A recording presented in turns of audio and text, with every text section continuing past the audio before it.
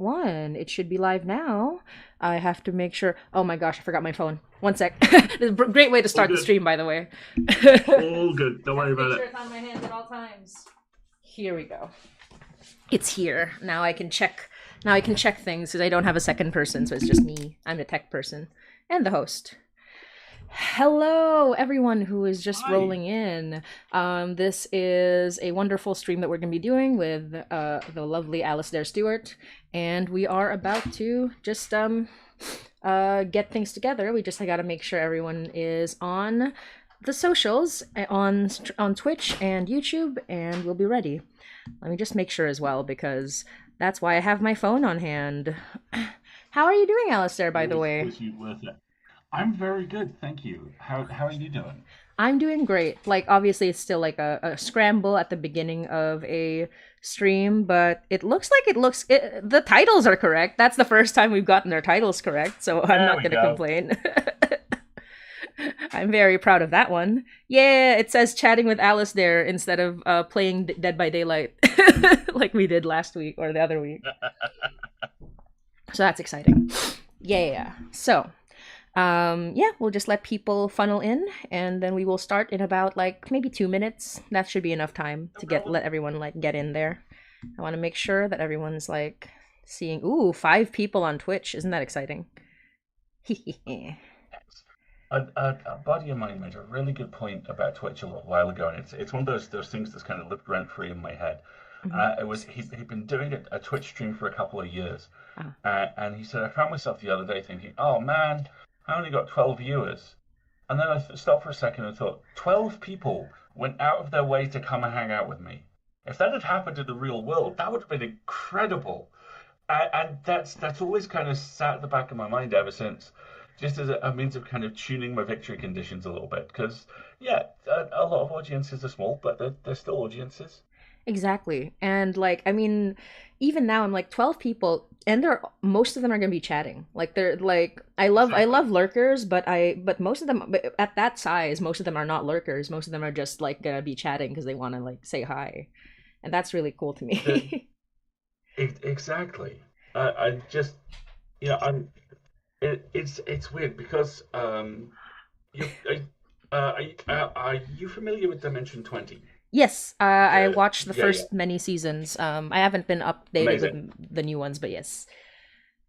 They did the sold out Madison Square Garden live show Yes. last night, Yes, they did. and they put up one of the sweetest flexes I have ever seen on their Blue Sky earlier today, and it was a photo from their 2019 live show, which was 6 people on a stage in a 200-seat theater. And then they put up a photo from their 2025 live show, which was 20,000 people on their feet screaming as pyros trigger in the middle of Madison Square Garden. And I love that. I love how you never know where you're going to end up. Yeah, exactly. And it's just like that's I always found, because I remember early Hainai, obviously not many people. We were astounded by 50 downloads a week, which is a lot, like for any podcast. Right?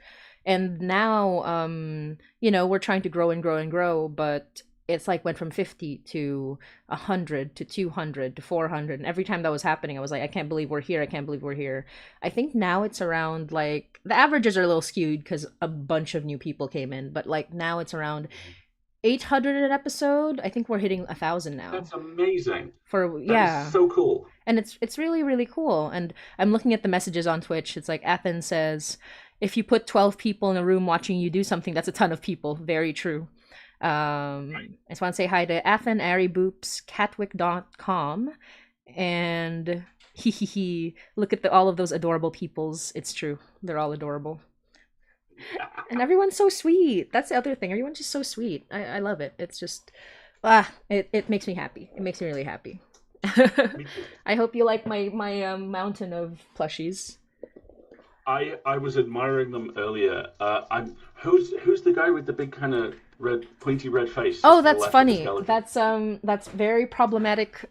My Hero Academia character Endeavor. Um, Oh, amazing. Here I have a second one that's bigger. He is my favorite Oh, character in My Hero Academia, the most problematic one.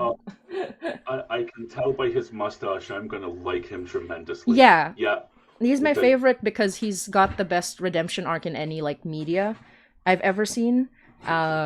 Because he was like the worst. Like it's it, in a lot of anime they're like this guy would literally like destroyed planets and now he's our friend. mhm, The way they wrote this guy's redemption arc is that he's being redeemed. He was the worst, but they never let him go out of it easy. Like they always remind him what he did in the yeah, story, and it's kind of like the reason his redemption arc works so well is because like he has to every day work hard, sort of like struggle to be a better person, and it's kind of awesome. yeah. That's why I love him, I even though yeah, he was the worst. I love that kind of art. This is a massive tangent. I came into the Walking Dead very late. I think Yeah, I came into it like season five, season six. So I got the top of the kind of years long Negan arcs that they did, and I knew Jeffrey Dean Morgan's work from Supernatural. And the thing that fascinated me about that and watching it unfold over all those years was what a good job they've done across like two, three shows now of exactly that, of having this guy who wants desperately to be better than he is and is continually having to be reminded of what he did. yeah. And that's just incredible dramatic tension there of someone who is working to redeem themselves but still has to carry the weight of what got them to the need for redemption. Yeah, and I'll just mention a couple of comments here. One is Ari Boop says Zuko Redemption arc is great too. Zuko Redemption arc I feel is like one Yes. of the best written, but also like different because he is still a kid, and you like even if like yeah the story doesn't let him just get off easy. It's all very well written.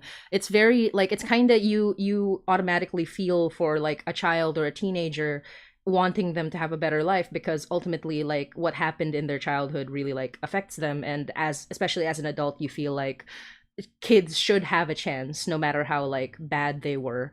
But like with an adult, like it's good, it's equally good, but it's different because with an adult character it's like especially when they did all of their crimes as an adult, it's like you don't feel like they deserve a second chance.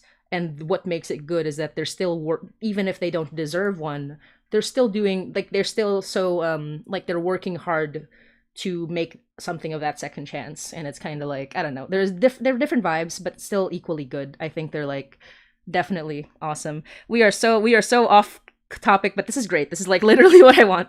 And also, oh my gosh, Catwick said, is that an Ophelia plushie? Yes it is. This is Ophelia. So Oh my god. it's so silly because but it's so great because very niche. Ophelia is the plush is the creation of a very amazing horror artist named Odd Oblivion. Like just a horror, like I say just, but it's like he's not like a big franchise guy. He's just an horror artist who puts his horror art over on Blue Sky now and on Tumblr.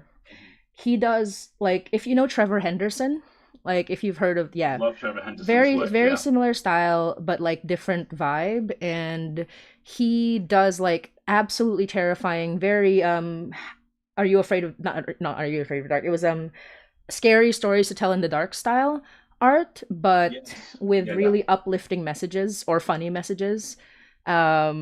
Yeah, it's super cool. And he did a makeshift plush of his adorable little girl Ophelia to That raise is so yeah. cute. And all of the proceeds went to I believe it was it medical aid for Palestine or PCRF, but either or so I was able to, even though I wasn't in the position to like buy as many plushies as I used to, I was happy to like buy that one.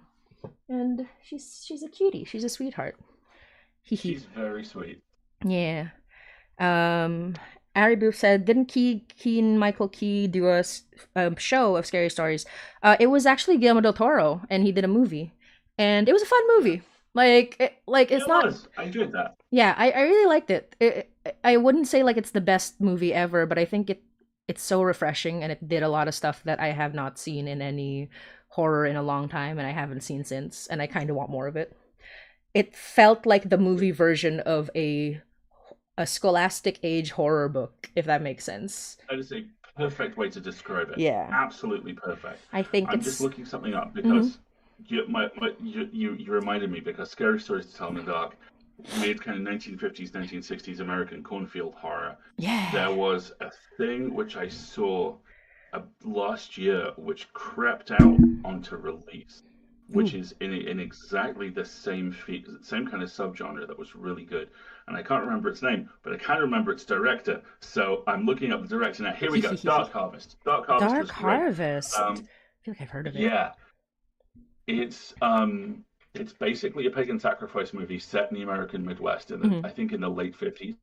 The idea is that every year the kids in a town must hunt down and kill the Halloween faced creature that comes out of the cornfield Oh, that's to kill fun. them. And if they do it, they get a job and a car they get to move out of town. And if they don't, well, there's always next year.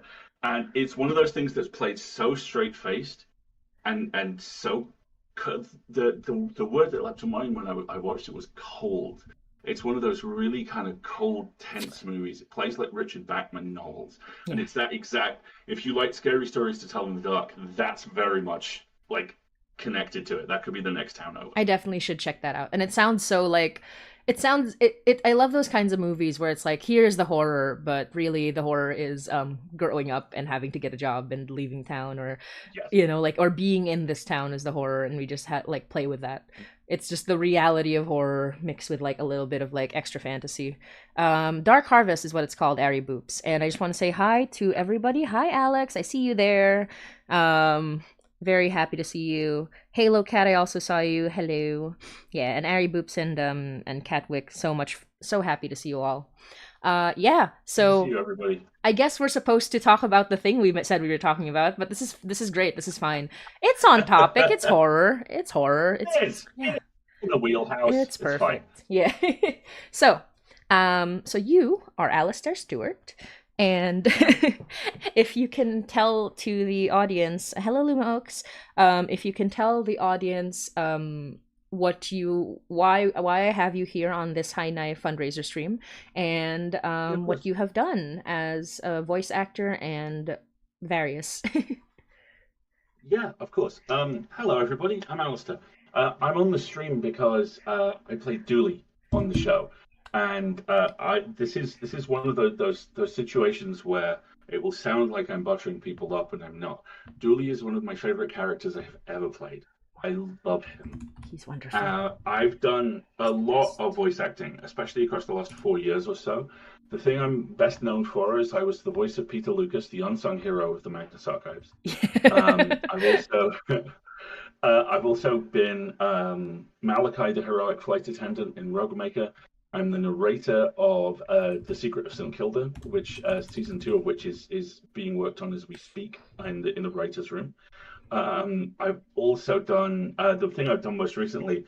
It could not be more different to everything else, which is there's a show called Reno Championship Wrestling, Ooh. which has been written and produced by the guys who did King Falls AM, and it is set in a provincial wrestling territory in the early '90s, just before the WWE goes massive, and it's how you get these 10 to 15 huge egos held together in this very kind of, for want of a better word, folksy business at the point that it's just about to stop being folksy. And like pro wrestling, it's very funny until it isn't. Mm. And I'm playing a character called Shooter Sampson in that, and Shooter is this intensely serious Cockney who they have brought in from one of the London federations, and it is enabling me to live out my Jason Statham vocal fantasies. Oh And my I'm having god. the most I'm having so much fun with that. So voice acting, I'm kind of all over the place. I've played heroes, I've played villains, I've played Jason Statham, kind of.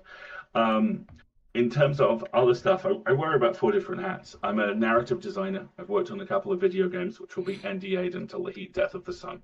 I'm currently working on my first my first game that I created myself, which is an interactive fiction thing called July 32nd.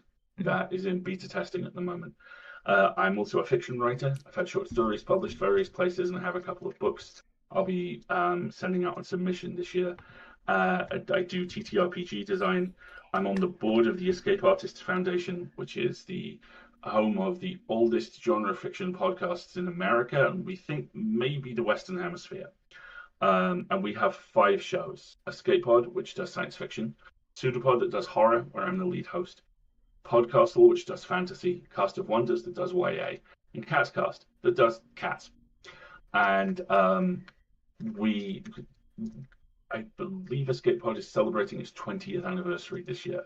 My partner and I bought the company 10 years ago. We went non-profit about late last year, and that's an incredible thing. I love doing that so much. And on top of all of that, I also do a weekly pop culture newsletter called Folded, which has been going terrifyingly. This might be its 7th year, and basically every week we put out a thing which is just his the tagline for the thing is email but good. The idea being we go at 5 p.m. GMT, so it's the end of the week on a Friday. It's 5 p.m. You're on a train home, you're in a car home, you're locking up the work computer for the weekend so you can't hear it screaming for 2 days.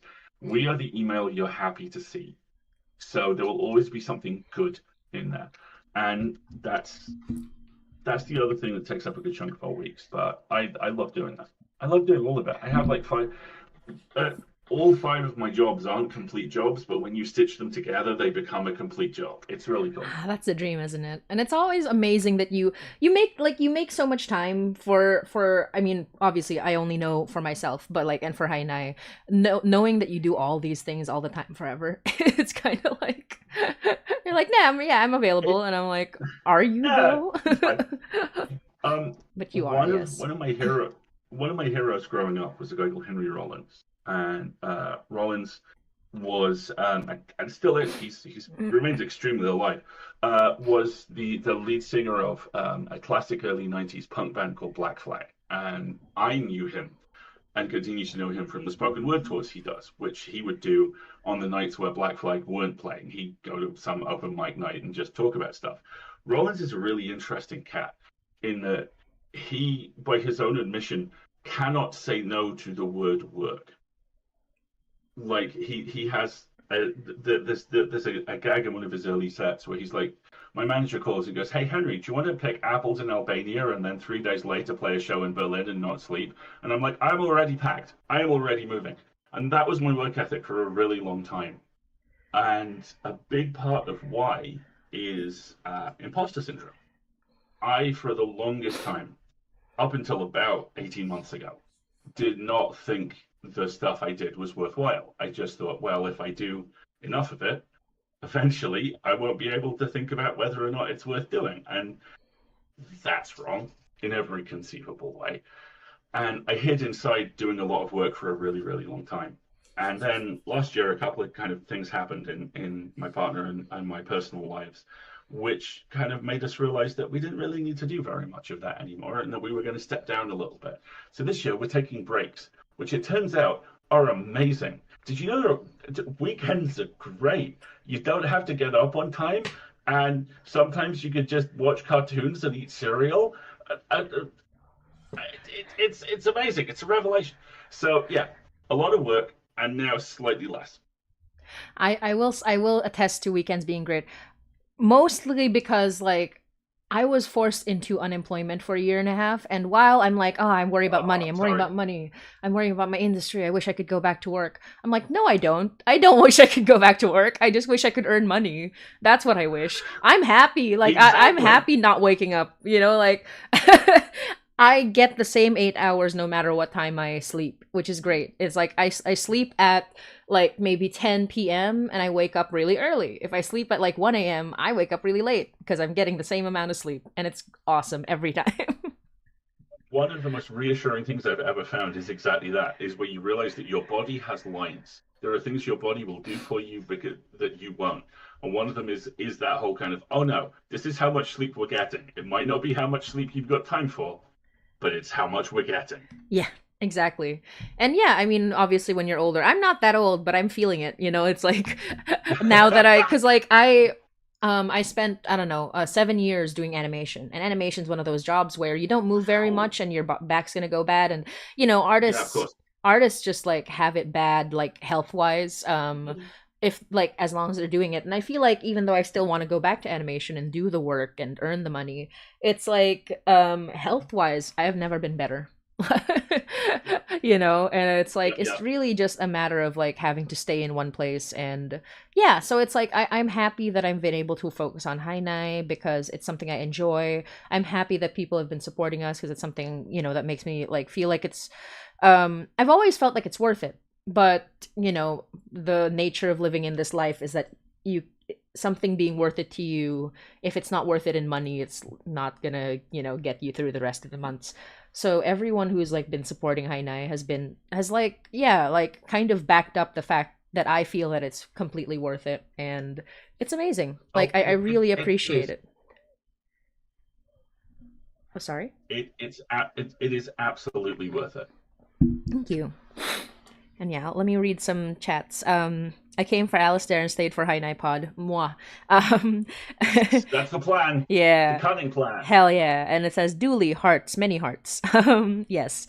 Oh, Someone just listened to the first Jay and Dooley episode today and was like, I hope they get back together. And I'm like, well, let's see what happens.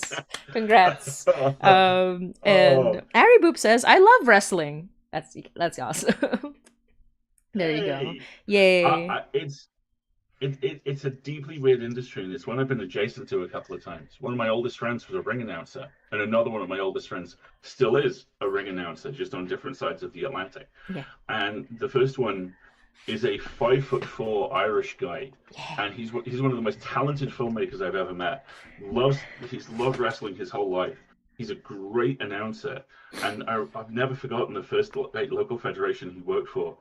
They were getting ready to go out, and kind of their main guy, who was also in charge of the company, took it to one side and said, Chris, I just want to say thank you very much. You're doing a great job. Also, I'm going to stand next to you a lot because I look enormous standing next to you. Because he's like 5'5", the other guy's like 5'11". But obviously, with pro wrestling, everyone gains 3 inches and 20 pounds of muscle the Yeah. moment you walk through the curtain. So suddenly he's 6'3". It's great.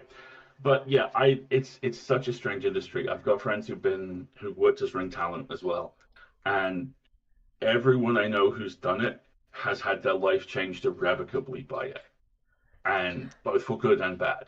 And one of my best friends in the world is a very, very talented author called Matt Wallace, and Matt was a wrestler for a very long time and has the bad knees to prove it. And I've never forgotten staying over at his house, and you know, he in his guest bedroom there's his wrestling boots, which he still polishes every single day because you're taught, you know, this is what you look like. You make yourself look good, and if you do that, people will take you seriously. And that type of stuff, those types of little pieces of culture and little tiny industries like that, not so tiny, absolutely fascinating. That's amazing. Yeah, wrestling is one of those things where I never got into it, but I always like I know people who are in there. I know people who are doing like indie wrestling or like, you know, in their local areas, and it's always similar to like people who are into drag. I also like, even though I'm in the queer community, I Oh, don't really close. watch drag It's yeah, so close. drag shows so much, but Yeah. I appreciate like the people who work on those things all the time, and I'm always happy to like chat about it. But yeah. Okay. So actually, let's go. Well, let's talk about. This is great. This is great. See, it's like, oh, it's 2 hours. That's a lot of time. No, it's not. It's not a lot of time. If we're being honest with ourselves, it's not a lot of time. Okay. Oh, let me just make sure that it's not pausing. Oh, good. It's not. Okay. Wonderful. Yes. So, we shall chat about. I would say Dooley first. Um, just to give some context to people who may not know, who may be supporting but not listening to Hainai, which I still appreciate. Like something has brought you here, and I appreciate that. Dooley is the mentor of one of our main characters, Donner. I should have worn my Donner shirt, but I'm just wearing the Hainai shirt today. Um, and he was active. He was actively fighting and dealing with supernatural threats back in the 70s and 80s. So it's got a very different vibe from the current day events of Hainai. And he is very well known for being, as I call him, the sad gay old man who pines for his the guy who was never his boyfriend, but he really wanted him to be. So that's the easiest way I can talk about Dooley. But more than that, he's like, I don't know. There's a sort of like level of gravitas and like just emotion that you Alasdair bring to the table with his character, and which is kind of funny because I was like, because you were like, nobody ever lets me do a Yorkshire accent, and I'm like, I'm gonna let you do a Yorkshire accent. We're gonna make a character who has a Yorkshire accent, who lives in Toronto, who makes every single person cry. No, like who will make everyone cry when they listen to that episode. It has not failed. I still cry when I listen to that episode, and I wrote it, so it's great. And I think you won us the Canadian Podcast Award for Outstanding Fiction Series. Did you know that? Oh my god, I did not know that. I put in the Pride episode from last year as our entry. Oh my god. So you won us That's that. You made us an award-winning podcast. The Congratulations. script won us that. I just showed people the script. You are once again an award-winning voice actor. I assume you've won awards. I don't know, but I assume because you have a prolific. I've won a couple of audio verses, yeah. There you go. Which was really cool. Add another one. Oh, thank you.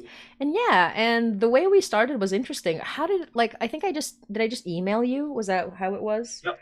Yeah, I just reached out. I was like, might as well try. So I asked you about it, and I said like, this is the character. His name's Francis Dooley. And then you sent me back like the funniest like coincidence I've ever seen. I was like, what? What are you talking about? So you can tell the story. It was very funny. So there are two classic kind of point and click pixel style video games published by a company called Spooky Door called Dark Side Detective. And the Dark Side Detective games are about McQueen and Dooley, two police officers working in a city plagued by the paranormal. And they are technically, they are the paranormal investigation division. In reality, it's just the two of them. These games are incredibly clever and very, very funny and very sweet. And they all hinge entirely on the double act between the two leading characters. McQueen is the 10th Doctor without a TARDIS and even less sleep. He's very quick-witted, not especially kind of socially connected. Dooley is a beautiful, perfect angel baby who cannot be harmed by conventional weaponry because he won't understand it. Dooley is directly responsible for about 10 of the funniest lines I've heard this decade. Hell yeah. They actually cross over into another couple of very good video games called Coffee Talk, which are kind of visual novels where you run a coffee bar in a city where supernatural creatures come and go. And if you make certain choices, you get Dooley and McQueen showing up to have coffee at the bar to talk to one of the characters. And Dooley's final line is, "Bye, coffee wizard," as he leaves and waves as he goes. And that should tell you everything you know about him. I love these. And my partner and I stream video games every Wednesday and every Sunday. And we had just finished streaming the two Dark Side Detective games. And they're not voiced. And we're both voice actors. So we voiced them. So I had spent 15 to 20 hours playing this deeply incompetent but deeply lovable Irish police officer. And then you emailed me and said, "Do you want to play Francis Dooley?" And I was like, "Do I?" Exactly. And like, I didn't know anything about these games. And I think you also mentioned, was it McQueen, was his first name was Francis? Was that right? Yes. Yeah, so it's Francis McQueen and then a Dooley. So it's like a Francis and a Dooley. And I made a character named Francis Dooley completely by accident. Oh, cool. Not knowing anything. So I love it when this happens. Sorry, I want to say hi. This is my partner Marguerite, who has Marguerite. just bought me cookie dough because she loves me. So I'm going to be subtly eating cookie dough at various points across the next hour. Can I have some cookie dough? Have some cookie dough, please. If I could pass it through the screen, I would. Cookie dough. Also, you will hear the occasional yell and possibly see a white tail do this. Our 8-month-old white, very deaf kitten, Twiglet, may well come and go. Good. And excellent. If he does, I will of course move the camera. Here he is. Here's the lad. Hey, lad. This is the best stream ever. Buddy. Hi, lad. Oh, he's a baby. Oh, he's a baby. Well, he'll get your cookie. Yeah, don't let him eat the cookie dough. Wah, cat, wah. cookie dough and cat. That's the best thing ever. Although Absolutely. not as great because I can't have the cookie dough. I'm really Tisk sorry tisk about tisk. that. No, but this is awesome. Oh, and yes, so for people who don't know, because again, people are supporting us even without like or not getting to the point of the podcast yet. For some context, Dooley is let me bring up their pictures actually. Let me get a window open with Dooley on it so that we can make sure that people can see. Although I should not be doing this because it does make the stream pause visually, but people can still hear us. It's fine. It's okay. That's fine. Here we go. All right. So, Dooley and Jay, here's them in the 60s and 70s. Oh, yeah. Full screen, and then I will switch the source because I'm very good at that. I'm super cool and awesome, and I do that for... Yeah, you are. Yeah. Okay, let me see. Is that correct? All right, should be correct. Source. Is it? Yeah, there they are. So these lovely lads, Dooley and Jay. Dooley was a police officer, very young actually. I made him really young because Jay ended up being a lot older. But Dooley was a young police officer, and Jay was a journalist in the 1960s, 1970s and 80s. And in Hainai, basically they were dealing with the supernatural threats that would eventually like culminate in the 2020s for the main cast. And okay, back to us. The reason that I asked Alasdair to voice him is because, like, one, I was a huge fan of Magnus Archives, a huge fan of Peter Lucas, and a huge fan of Alasdair.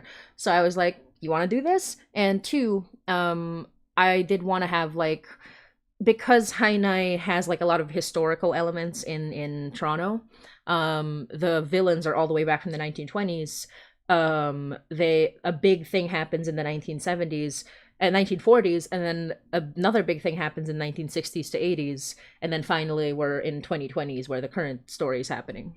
And I decided that I wanted your typical lovely buddy sort of like supernatural tandem one is a cop, one is a journalist, make a theme song out of that. It's like crime. Yeah. And one is extremely closeted and gay and sad, and the other, well, he's not always sad. He's just sad about that in particular. And the other one is a free-spirited journalist who's finding all the strange stories. He's pansexual. He's very open about it. He's friends with all the people who work at the bathhouses and the grindhouse theaters, and he knows that world. And the relationship between them is that Dooley is like dependable. It's like kind of a Sherlock Holmes and John Watson, but with a different flavor. Dooley is dependable. He's calm under pressure. He's very like his whole demeanor is very like soothing and lovely. And it's very sad that he can't be open because of Toronto. Sorry, Ari Boops just says he is gay and sad, and I'm like, well, yeah. Well, yeah. But yeah, part of it was Toronto history, because I was looking at like, okay, what's Toronto history? What's the queer history? What's the feeling at this moment? And one of the things is that in the 1960s there was something very sadly called the fruit machine, and the fruit machine was a thing that happened where gay servicemen and gay policemen were being entrapped so that they could get arrested. That was a thing that was happening in Toronto. And so, and even though it ended in the 60s, of course, that was like the thing that Dooley would have grown up with. So it's like, and him, him becoming a cop so young means that like his family kind of encouraged it. Like, he was in that world. And so that was like the reason he was so reluctant, even though he had like this person, this beautiful, beautiful man who was very obviously giving him like all these signals and like telling him it was fine. But it couldn't be. So it was like, that was like an element of that. And you can feel it. Like you can feel how like sad and like regretful he is, especially like years later. Canada still like, even though it has some problems, it's still one of the places in the world that's like most queer friendly as far as that goes. So, Dooley as an older man, he regrets like not taking the chance, even though like very, very reasonably it would have been a very tough thing to do at the time that he actually knew Jay. Yeah, of course, So that was of like an course. element I wanted to put in, and it's yeah, it's like it's tragedy, but it's also like they spent 2 decades doing this stuff together. They were like, you know, like they were buddies, quote unquote, but like in general they had each other's backs. They were always together. They were, you know, spending a lot more time together the more Jay was like, and the reason they met was because Jay kept getting encounters with the police, and Dooley's like, why are you here again? What are you doing here? And he's like, I'm a journalist. What do you want? So so it became like a wonderful, beautiful partnership. I do want to do a spin-off for sure. When I have time, I'm gonna pitch it. Sign I me up. promise. I'm gonna Sign me pitch up. it. I'm gonna get funding. It's gonna happen. But in the meantime, just finishing Hainai, the story. But yeah, so like those characters, I really was so invested in those characters for so long, and I still am. Like, I mean, you know, no spoilers, but like we have sort of like closed a chapter on them, but we will but I still like think about them all the time because they're And great. They're awesome. and it's closed in such an interesting place as Mhm. well. Mhm. You know that I one of the reasons I loved playing him as much as I did was because he is so complex and so well written, and a lot of the stuff in there I was able to draw from experience. I mean, I grew up on the Isle of Man, which is one of the most homophobic places on Earth, Mm. or certainly was in the early 80s and 90s. And I sounded like this, and I liked books. So obviously, everyone assumed I was gay. Mm. And thankfully, because I'm also 6'2" and resemble a friendly door, I very rarely got any direct trouble about that. But it was made very clear that that was the assumption about me.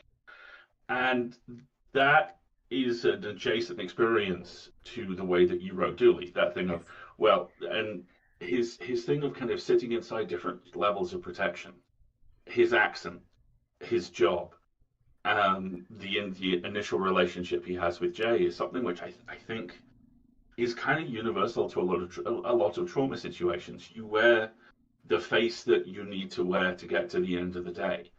And the thing that you did, I mean, you did an exceptional job with everything, but the thing that you did a truly exceptional job with is the thing that so few writers really zero in on, which is what happens when you realize that trauma isn't necessary anymore. And the regret that he has, and the fact that the nuance that you were able to bring out in it of this, he did everything that he had to do, but he wishes he didn't have to do any of it, Mhm. is such incredible fertile ground to play with. And especially, straight, this is going to sound so weird, because of the accent as well. Because it's actually good. I've been away long enough now that I can't quite turn it on as much as I used to. But the funny thing about the Yorkshire accent is it is inherently quite warm and friendly, Yeah. and it lends itself to humor and comedy very, very well. Mhm. And as a result of that, being able to deliver lines in that accent, but deliver them with the emotion that's under them, is very.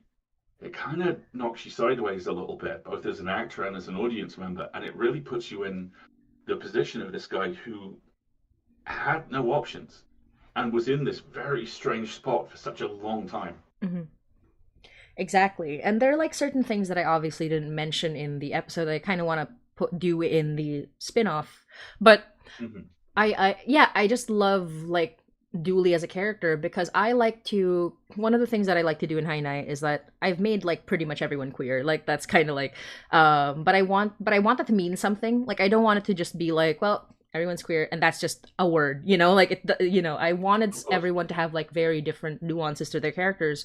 And one of the things I enjoy is kind of taking something that is very traditional, very cis hetero in a way, like this certain ideas that you know obviously queer especially like revolution and queer like anti establishmentarian thought have like denied necessarily, but are not necessarily a bad thing. It's just so associated with like the traditional that but then these days a lot more people are embracing sort of like things that while traditionally associated with like the things that kept queer people like tied down are things that we actually want. It's just that we want the freedom to do it in a way like that Yeah, of is, course. true to us. So one of the things Dooley wants, and he was genuinely considering like actually getting married to a woman to do this, is to have a family, because he really wanted a family. He grew up with a big family, he wanted a big family, but because he was gay, like he kind of like had to struggle with that idea.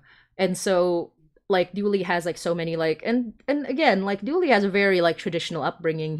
He is a policeman, like, because that's the very socially acceptable job that he can have. And he does like, he everything about him is so like, straight laced. So that adds even more complexity to like his character down the line, because he's still like, he gets things not in the way that he exactly wanted, but like he ends up like kind of semi adopting this young man who he saves and who becomes like a son to him. He gets like, this is very subtle, but it's kind of, it's played off for laughs, but Donner's partner, police partner, Murphy, is extremely active, like as a gay man in like the community, and kind of like, partying and all that.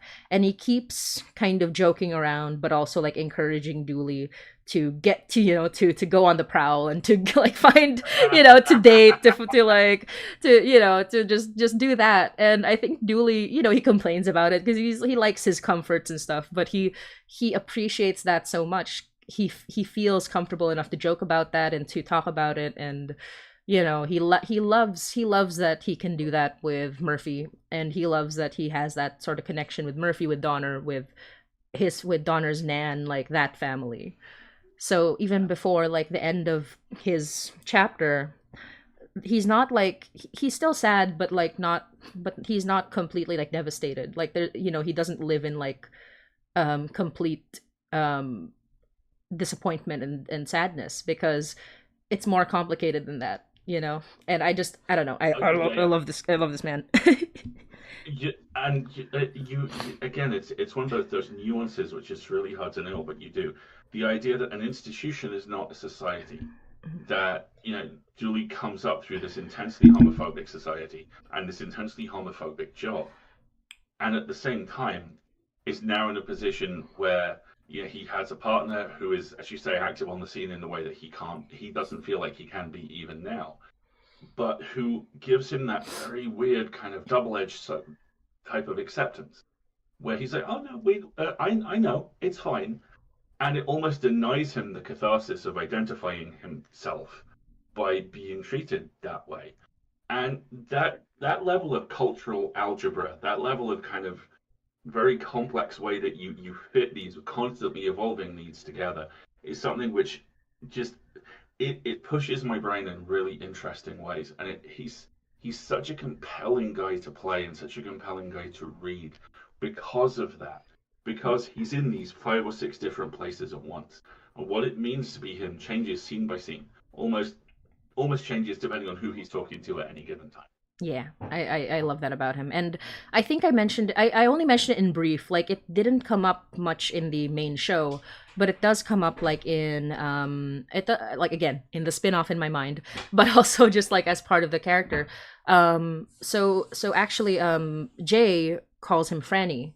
And I think early on he would have taken offense to that, because like it's a very feminine sort of name.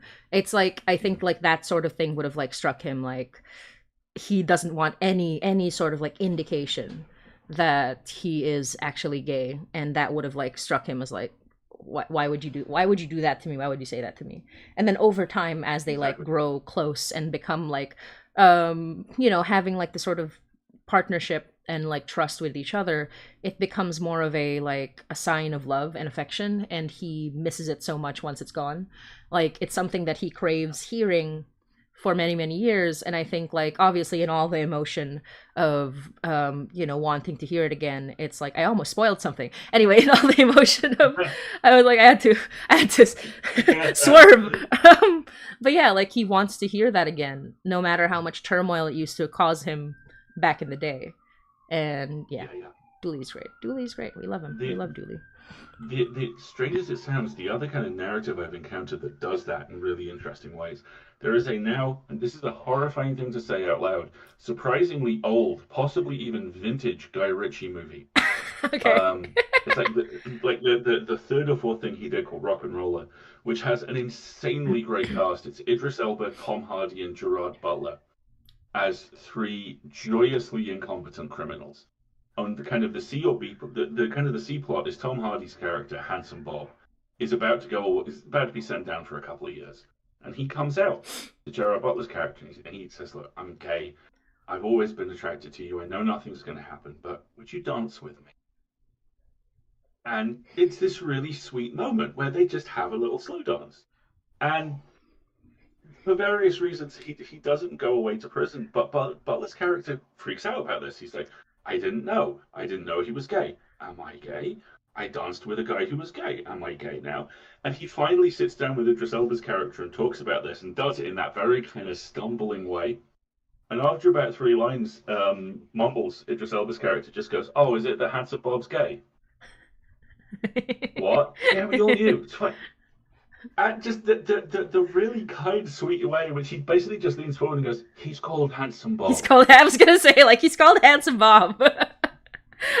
That's like they were bachelors who lived together. That's kind of like Yeah. just one of those They were things. just very good friends who happened to be buried in the same grave. Sure, accepted history. Sure, whatever gets you Just through. gals being You know, pals.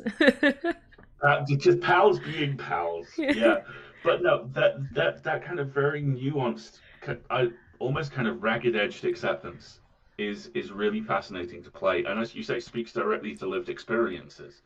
Yeah. And you did such a great job with that. I love it. I just want to say Ari Boops said I forgot to mention Ari Boops was saying Starsky and Hutch, aka Jane Dooley, and then said 6'2", 6'2", Alasdair, you are a door.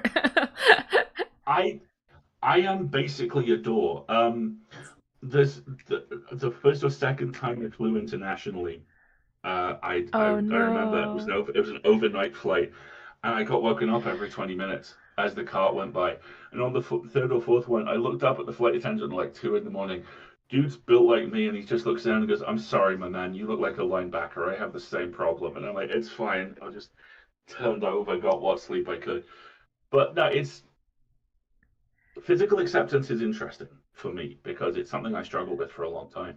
Because when you are a friendly door, it is expected that you do friendly door things. You know, you do sports, you do macho stuff, and again, I sound like this. The collision between who I am and who I appear to be at a distance is one which is always quite impressive. And it's taken a long time for me to kind of close that circuit. And again, in the last few years, I have just kind of gone, no, wait, it's actually all right. I'm 6'2" and built like a linebacker and smart and articulate. That's Yeah. awesome. I get to be three things at once. That's Yeah, great. and that's what they want in Hollywood. So, eventually you'll get there. No, but it's funny because if we had met up for Christmas, it didn't work out, but I would love to like I'm if I'm ever so back in sorry the UK. I'm so fucking It's sorry okay. we I'm gonna couldn't be get back there make in that work. 2026 for sure because my brother's getting married. So, Amazing. I know Well, that for a we will do fact. that. But yeah, it's funny because I am 5'3". I am a very tall Filipino. I was one of the tallest in my class. 5'3". Okay. I mean, the No, heights have skewed up. Like, all the younger people are taller than us, but I'm so tall, 5'3". No, it's even funnier. It was 5'2.5". I just say 5'3" because I'm literally like I've looked at it and I'm like it's literally right in the center, 5'2.5". But I say 5'3" because it's easier. I would have hugged totally get you, it. and it would have been like would have been like this. But I'm used to it. Everyone's taller than me here, well, almost everyone. But yeah. my, Anyway, my high school class my high school class photo is hilarious because there are like 10 of us this size, and they basically just went stand at the back.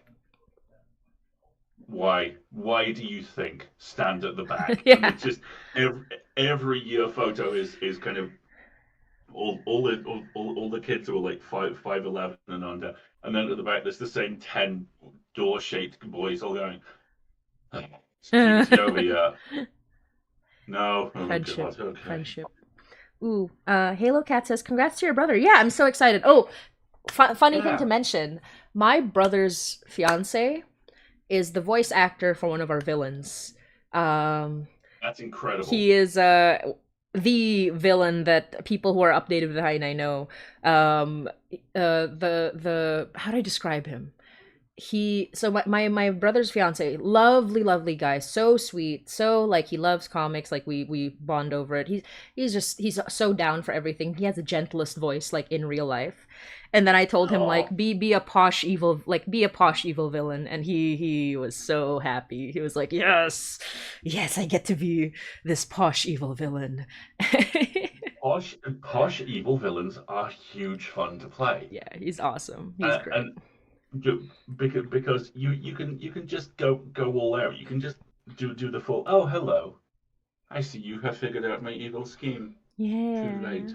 Yeah. Yeah. Oh, I need to talk to you about this villain, but I don't know. It might spoil some things, but I still want to talk about it because um I'll say this. So his name is Richard Henry. He is the right-hand man of the Benefactor, which is our main villain. And Richard Henry being the right-hand man, and right-hand man characters can be so fun to write. Of course. And I will say this, it's so funny. So my naming conventions in Hainai are very silly. Because half the time it's like, oh, I have to think of the perfect name. I have to like, it has to be symbolic. It has to be like, it means something. Like the initials have to mean something. Like I'm just thinking of all that. And then half the time it's like, right hand man, R.H. Richard Henry. We're done. That's how I That'll named do this it. man. We're there. Yeah. That's I, how I I do the named same this thing. man. Halo Cat says, Richard Henry, my beloved. Like, yeah, so true, my beloved. So true. Everyone loads this man, but that makes my brother's fiance so happy, just so happy. Um, and One uh, of, one of the funniest things when you're a villain is when you is being voice checked in public, yeah. and it's happened to me a couple of times. Oh my god. Where my favorite one was my local comic shop, where I went in. I only go in about once a month, and I went in one time, and the staff member, hi Bryce, if you're watching, the staff member was like, I just started listening to the Magnus Archives. You're in that, aren't you? And I was like, yep, yes I am. And I could tell the exact moment that they hit a particular episode because I went in a couple of months later, and they went, "How dare you do that to poor How Martin? yeah, how dare you? How could you do that to them? How could you?" That's that's actually how a lot of people are talking about Richard Henry. They're like, "How Great, dare you? great. How could you He do he is that?" he is going to have so much fun with that. This People, is, entirely random people will go, "How could you?" how could And you? it always makes me laugh. It is so funny, and I'll say this: it's I'm trying to figure out ways to talk about it without spoiling things. But as far as right hand men go, he's like the super competent right hand man. Like the guy who's like, I have all the answers and I have all the things, and he's very practical. He's very pragmatic in all ways, and he is meant to be like unassuming. Like you can't pick him out from a crowd. He like that was kind of like my go-to for this man. He's the kind Of of guy course, who can shrink into the background, who can go unnoticed, but is one of the most important and powerful people in that room because and he positions himself as a right-hand man. He has no like he doesn't want to be the guy. He wants to be behind or beside the guy. And that's kind of like his whole thing. And it's a fun character to write, especially the way I'm writing him now. He did something that made everyone go and what? oh, Ari Boop says, "How dare you do that to poor Martin? That episode made me sob." Which one? Which one? Exactly. You're going to have to be more specific. hmm Oh, and I didn't tell you this. Oh my god. So Okay, go on. there's a character that just came out a few episodes ago called so so we made it main. So Murphy is Donner is Dooley's adoptive son figure, and Murphy is Donner's like detective partner. And Murphy has a younger brother, So Murphy is like this flirty kind of guy, like very, very effervescent, very charming, very like charismatic, very hot, and extremely flirty, like all that. But he hides a secret. He hides a very important secret about his his inner self. But during a moment where something really bad happens to Murphy and he has to question everything about himself, he sees his younger brother.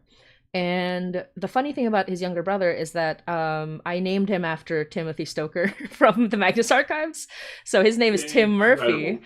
And Tim Murphy is like directly named after Tim Stoker. And I made a joke in the episode where he talks about how or no, it's not in the episode yet. It'll happen in the future. I'm gonna make a joke where because Tim is Murphy's brother, and because Murphy and Donner are so close, and because Donner is like Dooley's kind of son, at one point Tim will just have to go somewhere on a vacation with Dooley and go kayaking. Please So do a Tim kayaking and with them. Tim and Dooley Yeah, are gonna go please. kayaking at some point, and it's gonna be very I love that. for anyone who I listens to Magnus love that. Archives. It's a whole inside joke. I love that entire meme spontaneously generated. Yeah, right? I don't understand it, but I love it, and I love how so many people know about it. The one meme that I've been disappeared. sent fan art of that moment. Yeah, right? The It's one meme incredible. that I'm sad disappeared from the internet. Well, it doesn't disappear. People know about it, but there was a video about it that got taken down for reasons I don't understand. But it was when Johnny Sims made a whole speech about his thoughts on cannibalism, and somebody made like a text video, like a really funny text video sort of showing like what like just kind of like almost in a it's just the way the text was like being shown on screen was the funniest thing imaginable, and I still think about it and I'm like, where is it? I don't know, it's gone. But yeah. Twiglet has now arrived for his evening snooze. By the way, let me show you real quick. Hey, Hello. buddy. Hi. Oh, he's a buddy. Meow. Baby. He's Meow. he's very very sweet and also occasionally an absolute demon. So standard issue Meow. cat. Standard issue cat, exactly. When there's only one cat, they have to be both of the standard issue cats. One is Gremlin and one is Perfect Baby Angel. And if it's only one, Precisely, they have to do precisely. both. They have to do double duty. Also, he's still growing, so he's entirely full of crime instead of about 80% full of crime. And Yay! once he's fully grown, he won't be Yeah. fully crime. Yeah, he will have so much crime in him. Good, good. I love it. I love it. We also have a cat in Hainai. We call her Pocket, and she is a body horror creature, which we love. Love it. She is the best, most wonderful. She has no soul. She is a body horror creature, and everyone loves her because she is a baby. She's a baby. Of She's course. black cat Like you baby. said, there are two types of cat: baby and an absolute demon. Yeah, and her absolute demon form is like a horrific body horror creature that is Nothing. a I'm just waiting. terrifying amalgam of like dead kids. But there's context for this, but yeah, for now that's what I'm gonna leave you with. The perfect, yeah. Halo Cat said, "Pocket, perfect kitty." Exactly. She is Perfect perfect, cat, and perfect everyone loves kitty. her. Yeah, she's the best. Conclusively proved. Exactly. So yes, okay. No segue. I just want to ask, what do you want to talk about right now? Because we have another hour, but it's I kind of just love the discussions we've been having. We kind of just been jumping one place to another. I am delighted to jump around like this. I'm really enjoying getting the extra context on elements of the show, Yeah, absolutely. and and how it all relates to a lot of the type a lot of the types of horror that I love. Because I mean, I'm such a sucker for he's a cop, his partner's a journalist, they investigate spook crime. Yes. I love that kind of stuff, Yes. and it's been really fun to be part of one of those and to see it from the kind of different angles that affords. Yes. I'm the thing which I've been thinking about a lot at the moment as I fire up on a couple of fiction projects of my own is really the thing that you talked about, kind of local history. And what fascinates me about how you've approached this is the way that it's like there is a critical mass that gets reached of research, where once you get to a certain point, the story just happens. Yeah, exactly. Like it kind of just naturally like flows that way. And there's just so much Yeah. interesting stuff in history. I'll give you an example actually. And Jesse says she has multiple souls. Sort of, yes, that's correct. Talking about pocket more. Lots of a lot of them, Yeah, you know. either no or many, either or. So, one of the things that I like to do for Hainai is like research Toronto history, and a lot of elements of Hainai kind of come from Toronto history. For example, in our we have a group of evil rich magicians from the 1920s. Very much like those types who, when mysticism was like so popular at the time, there's a bunch of like there's a basically country club of rich people who found a way to make magic make them immortal, and now they're still causing trouble in the 2020s. Yeah. So one of the characters is actually, so even though it's like generally a very white sort of like rich people club, there is one character who is black, and she is based on specifically like I found out about this black millionaire in Toronto. He was a guy who owned a hotel. He owned a livery. He made the first ever public transportation in Toronto before it got taken over by the Holy city. shit, that's awesome. Yeah, so him and his brother like basically owned like in tandem.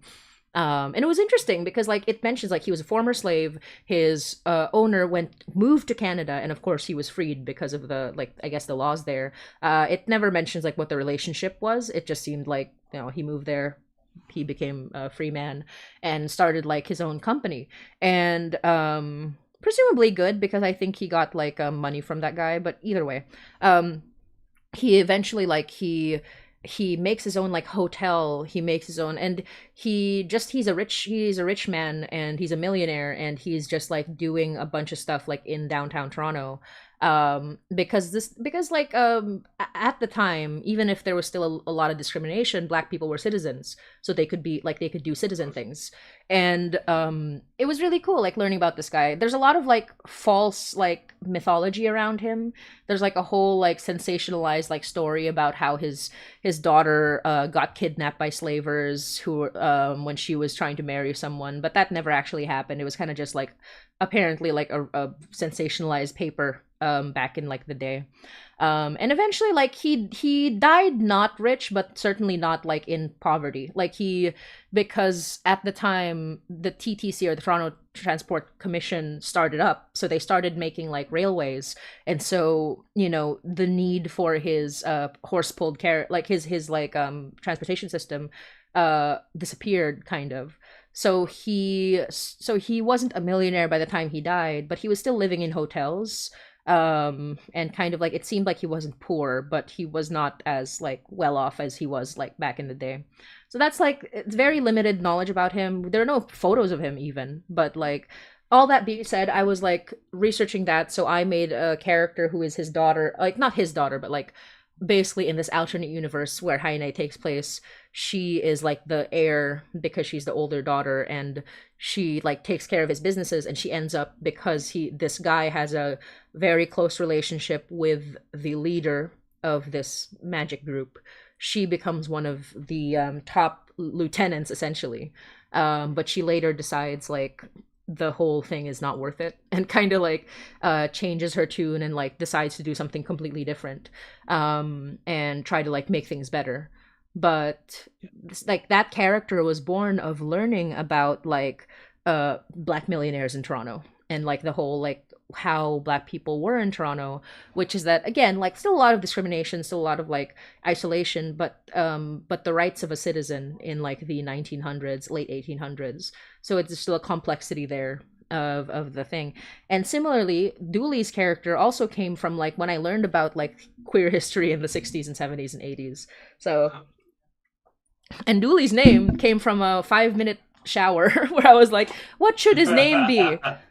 No, not Walter. Walter sounds too old when he's young. Like, no, Francis. And then I was like, what? But for some reason, I thought Dooley is his name. I don't know why. It was just vibes. I was like, this guy's name is Dooley. I don't know why his name is Dooley.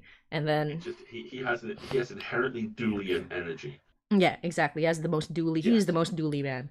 And so But yeah, a lot of like Toronto history just like it influenced like how I want to write Hainai. And it was super fun. It was oh, one more the 40s story. So we have a 40s story called it's a two-parter episode. The first one is called Manika or Doll, and the second one is called War. And basically it's about how a puppet master made an entire village into puppets, into human puppets.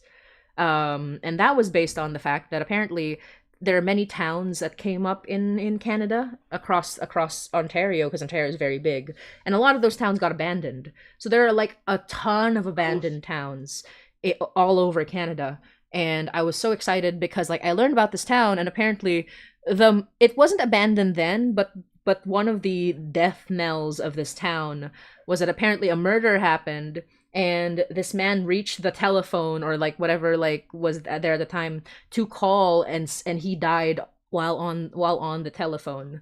um Oh my God. yeah, and so after that people started moving out of the town, and I'm like, that's what a way, like That that's that's so interesting. Yeah. I love how I love how history accumulates like that, and you mentioning that strangely reminded me of one of the kind of weird things that happens when you do what I do is you find these stories eventually, and the ones that you never see coming are the ones that watch.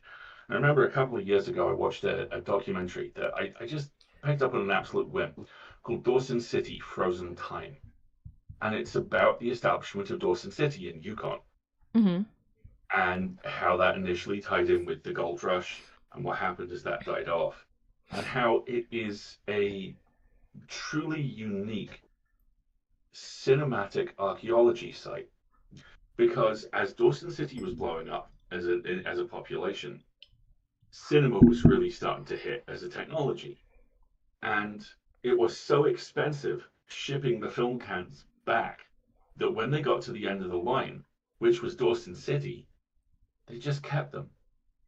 So for centuries, Oh. well, for centuries, for decades and decades, there was this incredible archive of pre-talkie, pre kind of non very explosive, because early film was made partially with gun cotton, so it's insanely flammable.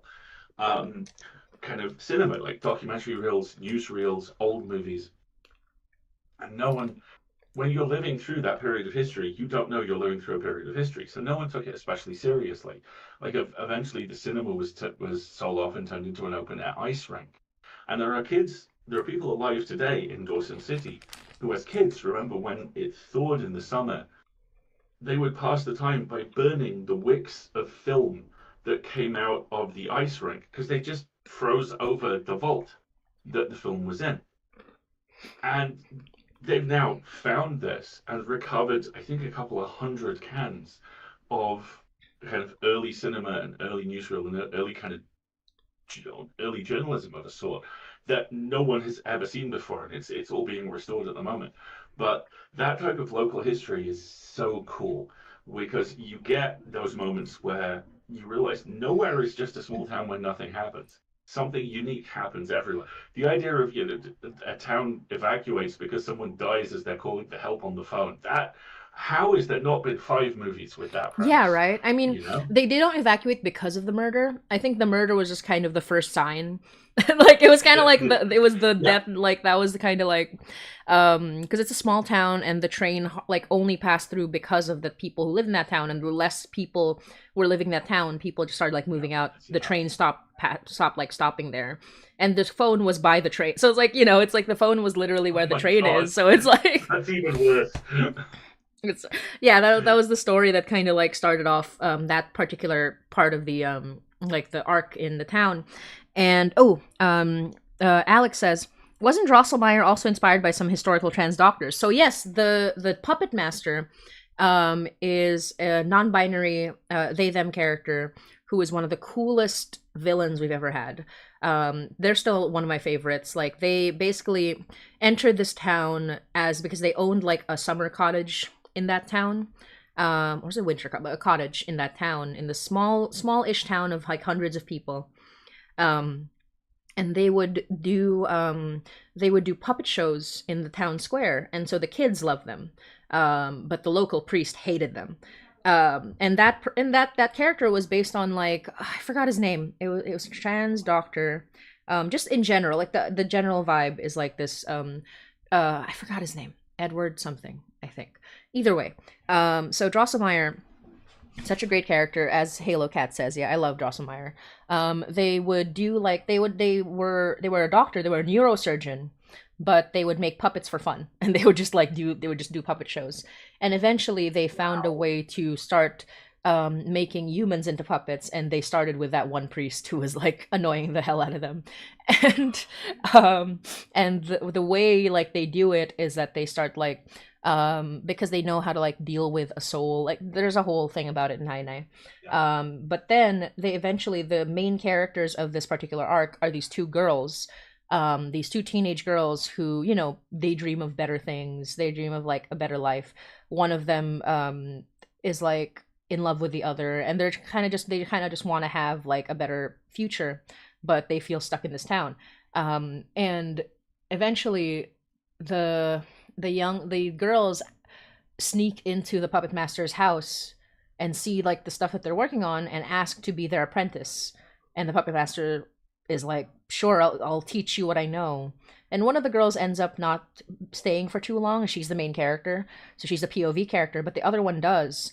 And she learns how to make people into puppets also, and then that like kind of has a knock-on effect on the town. And eventually, and it's just about, and the whole POV is about this girl, the main character.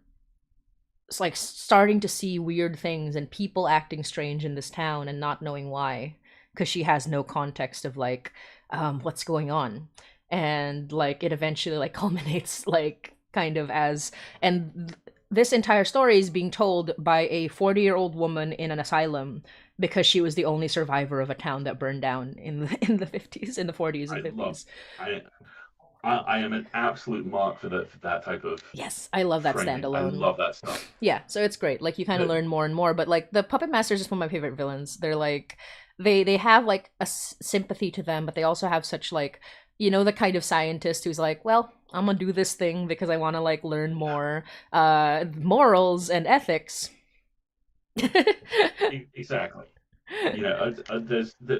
There's the kind of classic Spider-Man comic meme of him talking to Sauron, going, and the characters are basically actually called Sauron. Yes, Sauron, Going, the pterodactyl.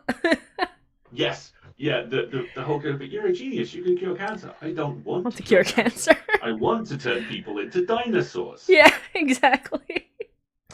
And part of what's interesting about the puppet master is that they are not part of the main that like main original group of rich immortal occultists. They kind of stumbled onto that their methods and just decided to independently start doing their own thing. And it's like, and so they become a big threat because now that they've got an army of puppets, they become a big threat to the main guys, to the main like villains. And so that's why it's war, because like now there's this extremely powerful magician who has this ability to take dead people and make them puppets. And of course, like if one of your magicians dies in the war, they can come back fighting on the And side of the just puppet snatch them and master. yeah, yeah. So yeah, it's a whole thing. It's That's like fun stuff. one of the reasons I love audio drama as much as I do, is oddly the same reason why I love TV series drama as much as I do, because you can over a season do that really cool kind of plotting where you set something up and establish it as, oh, this is just a done in one villain, and then you can go, no wait, this has consequences, Yeah. and really explore those consequences in surprising ways. I am I watch a lot of stuff. I like having something going on in the background while I'm working. I'm making my way through a Disney Plus show called Amphibia Yeah, at the moment, Amphibia. which I'm having a really nice time with. I've never seen it before. I shotgunned all of Gravity Falls, and I know Amphibia Yeah. has some stuff in common with it. And that's doing a really cool thing with that. The season I'm on at the moment, the first half of it is a road trip. So you get the characters that you want to see, but they're passing through other places, and you get different situations as you go. And I know a couple of those situations pay off further down the line. I'm always very admiring of structure, with narrative because it's what I'm trying to look at.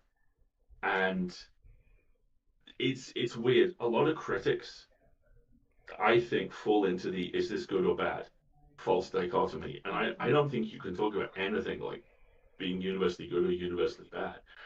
A lot of the time, creating art of any form, for me, it's like cooking. Bits of it are going to be interesting, regardless of whether some of it's burnt or undercooked. And it always kind of fascinates me seeing that structure come up again and seeing how people explore it and play with it. My favorite one, and this kind of speaks to the he's the thing, they fight supernatural crime. The first big twist that Supernatural puts in when they introduce Chuck in season 5. Yeah. And the fact that the writers room had the guts to actually go, what are the 2 worst episodes we ever did? Spooky Boat, insects. Great. If he's been writing their lives, have them ask him about Spooky Boat and insects. And they actually do. And I love that Chuck's just one response is just writing is really hard. Yeah, exactly. And Writing is hard. Yeah. but no, that type of structure is fun as hell. I love that you do that. Mm-hmm. And oh my gosh, I just realized. Hello, Flamefire Nut. Flamefire Nut says Drosselmeyer. They did all that, but I stand by them anyway. That's the opposite of Richard Henry. Everyone's like, "How dare you, Richard Henry?" Meanwhile, Drosselmeyer did like war crimes, and they're like, "But we stand." They did nothing wrong aside from all the things they did wrong. Exactly. Yes. They just did it. They just did it for love, because Drosselmeyer's a good parent. I'm gonna say Drosselmeyer's a very good parent. They were pushed too far. Yeah, they were a very good parent, and that might have been their downfall. But no, you can't fault a good parent for being a good parent. No.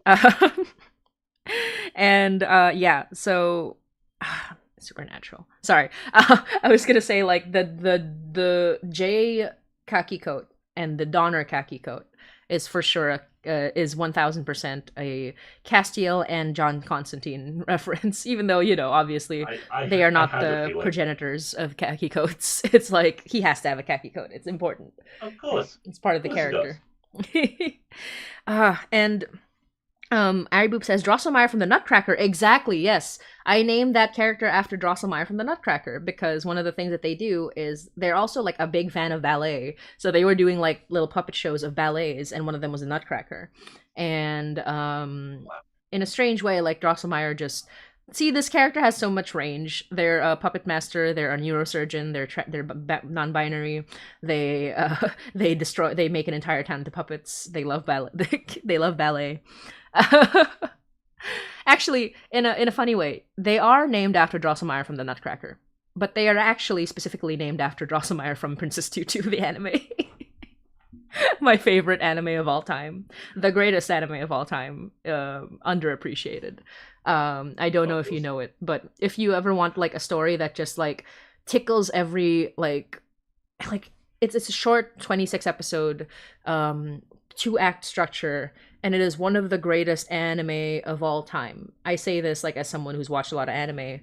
It does something wonderful with like storytelling, and it the meta narratives, the classic narratives of ballet and the darkness of like German fairy tales, and the like it. I feel like if it came out now, or came out again now, it would be like it would be celebrated as much as it like is sort of like on a small scale. Oh, it's so good. Anyway, definitely watch it. It's short, it's good. And yeah, Drosselmeyer, like a lot of that was very Princess Tutu inspired. Yeah. Ooh. 2:18. Oh, we have another like 40 minutes to chat. I kind of want to talk. I want to talk about Magnus Archives, if you don't mind. Please do. Yeah, love you.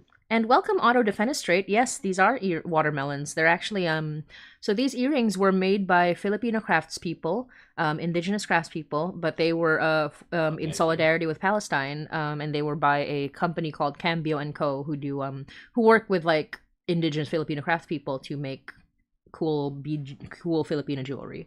So they're one of my favorites. Okay, let me just make sure I'm looking at all the chats properly, and then we will chat about Peter Lucas. Peter Lucas. Yeah, so I guess I'm just like curious because, as you probably know, I'm a huge fan of the Magnus Archives, and so I once asked Johnny Sims if he'd voice someone. He was too busy, but he was very nice. He was like, he sent me an email saying Oh, like, I wish I could, because I gave him a I made a character that he would have loved to play. I like, from what I know of this man. I gave him a character who is a totally normal, totally human, and totally nothing special about him, serial killer in a world of supernatural monsters. that's a good fit. Yeah. and he yeah, the serial killer ends up being a bigger threat than literally all the supernatural monsters at a certain point, so that's fun. Didn't end up happening, but I'm glad that it did delight him a little bit. And I guess, like, I mean, not even just Peter Lucas, but like in general, like the roles that you have played, are there any specific like roles in audio drama that you want to chat about in detail, or like Yeah. things that stick to you, or things about these characters that you kind of want more people to talk about or think about? I that's a fantastic question. I think the best way to answer it is to kind of do some of the secret origin stuff. Um, I got into to voice acting by narration because of the Escape Artist podcast. Because I'm at that point I was hosting a show every week. Now I do two a month, and it was an easy step from there to narration, and it was an easy step from narration to voice acting. The thing which I really struggle with, and that playing Peter actually kind of sharpened to a point, was, am I acting? Do I? One of my closest friends, who is a spectacular actor called Sarah Griffin. I asked Griff a little while ago, I think about a year ago. I said, I'm at that point where I'm like, do I have range, or do I just have volume? And Griff responded with, oh no, everyone thinks that at different times. Yeah, everyone thinks, am I acting or am I just yelling this time? And Peter was a really interesting place to start because he's I'm incredibly biased, and I'm very close to a lot of the folks at Magnus still. But for me, I think he's the most interesting villain they had. Because I think if you sat him down and told him he was a villain, he would go, "What? Really? What? Yeah. No, here's why." You know? And I think that kind of combination of avuncularity and that huge seething anger that he has that you see in his last episode was a really interesting place to kind of to be incredibly pretentious for a moment, focus my craft, because it was a really good place to learn how to do two different things at once, which is what Peter is. He's avuncular and charming, and he also hates being around everyone and wants everyone as far away from him as possible all the time, aside from Elias, who he's clearly about to divorce again. And that inherent contradiction was really, really good fun to play. And the thing which it kind of taught me was the best way to play a villain I've found so far is to play a villain who is convinced they aren't. They aren't the villain. They're doing the Exactly. right thing. And Exactly. that's absolutely what Peter is. And doing his last episode, there will be spoilers for the last Peter Lucas episode of Magnus Archives here.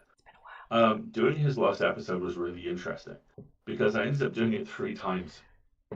The first time I recorded with Johnny in the room, and that was I think I recorded with one other cast member twice. I recorded my first and last episodes with one other person in the room. The first time it was Bryn, as poor Brian, and the last time it was Johnny as Jonathan Sims.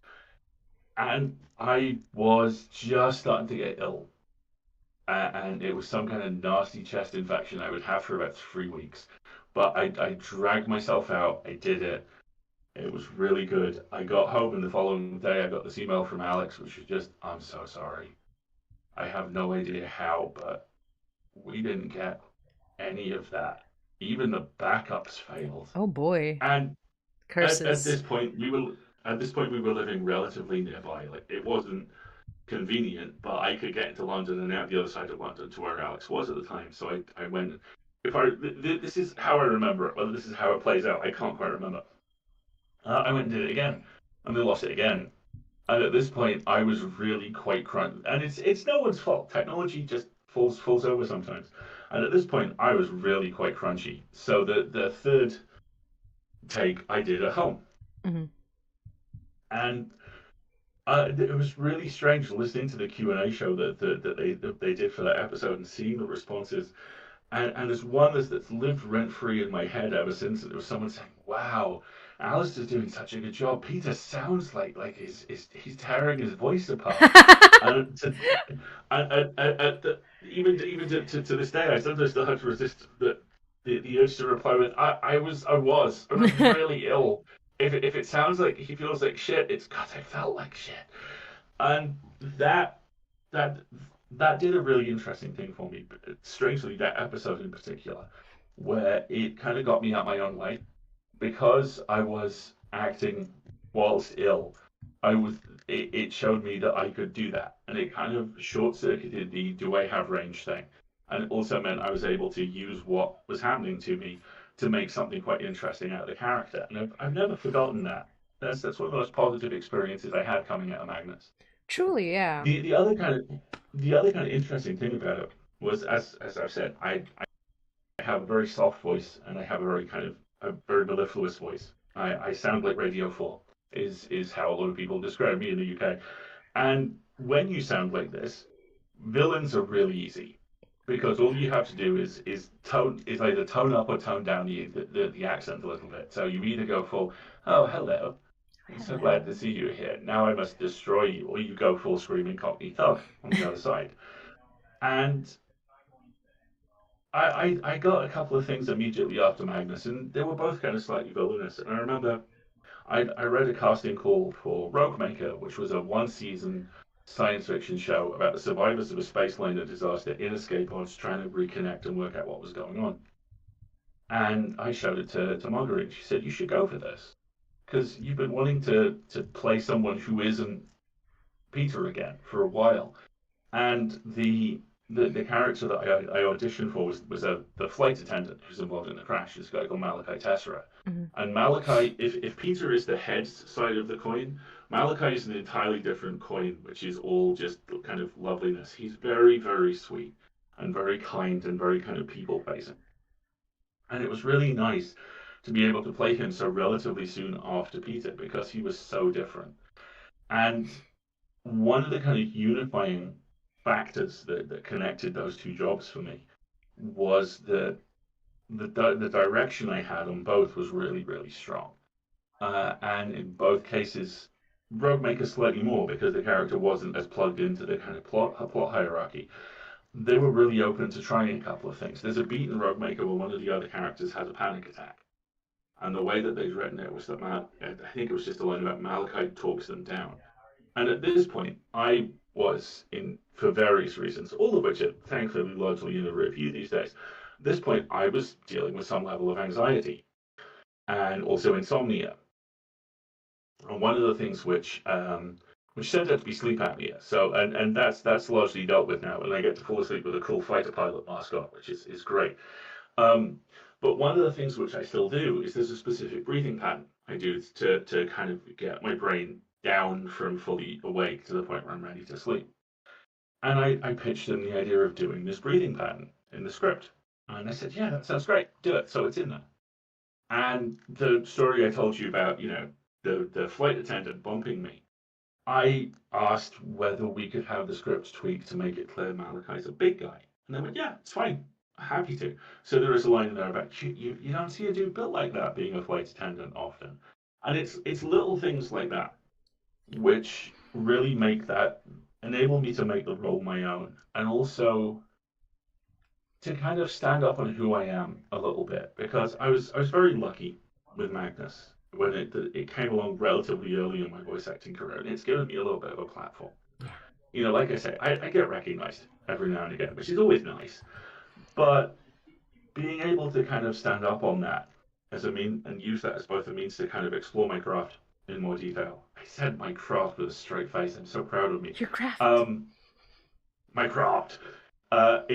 Explore acting in more detail with that, and also to kind of represent a little bit for people of size has been really really positive because that it's something which my process with that was very interesting to me because a couple of years ago I became very aware of it. I became aware that I'm 6'2", built like a door, over 300 pounds.